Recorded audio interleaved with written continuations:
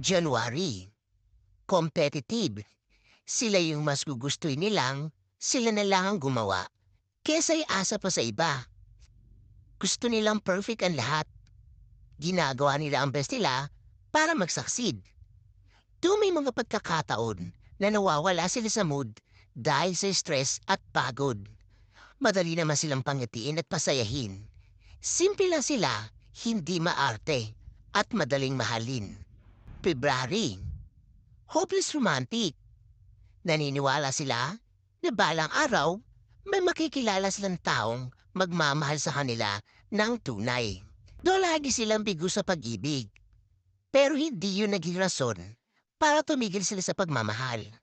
Mas marami silang pag-ibig sa puso na kayang ibigay sa ibang tao.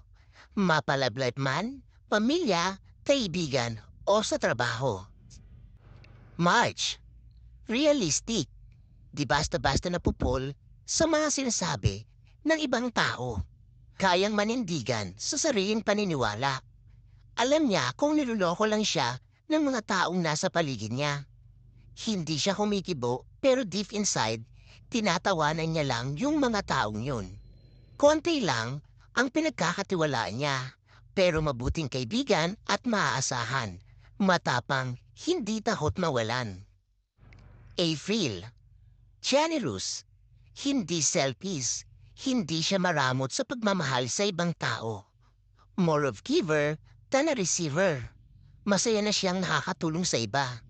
Kadalasan, kahit hindi siya showy, deep inside, importante ka sa kanya.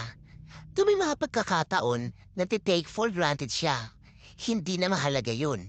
Ang importante, nagawa niya yung alam niyang tama. May, independent.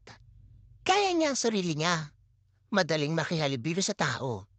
Madaling makisama, pero minsan, kaya rin niyang mag-isa.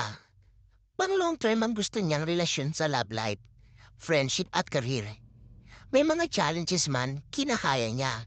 Hindi agad siya sumusuko. June, strong personality. Most of the time, sila yung takbuhan ng mga taong nasa paligid nila. Laging maaasahan, laging pinagkakatiwalaan. Maraming tao ang may gusto sa kanya. Lagi siyang napapansin, pero pagdating sa pag-ibig, stick to one lang. Loyal magmahal, kaya kapag nasaktan, iiyak lang sandali, pero pipilitin na yang maging okay ulit.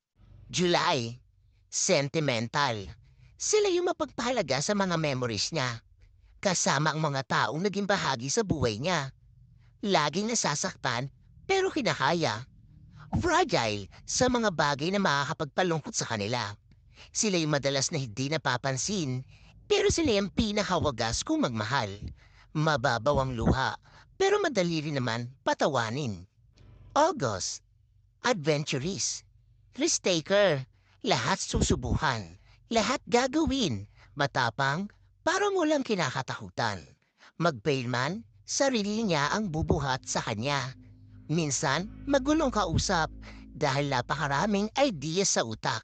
Ang daming gustong sabihin, gawin, ikwento, dreamer, mataas ang pangarap. Hindi nagpapadala sa stress. Hindi nagpapadala sa sinasabi ng iba. Basta ang importante, masaya siya. September, happiest person. Sila yung parang walang problema sa buhay. Laging masaya, laging positibo ang tingin sa buhay. May mga problema man, nakangiti nilang hinaharap. Dahil masayahin sila. Gusto rin nilang masaya ang mga taong mahalaga sa kanya. Kaya naman, kapag malungkot sila, halos lahat ng tao sa paligid niya ay nababahala. Di kasi sila sanay na makita siyang malungkot.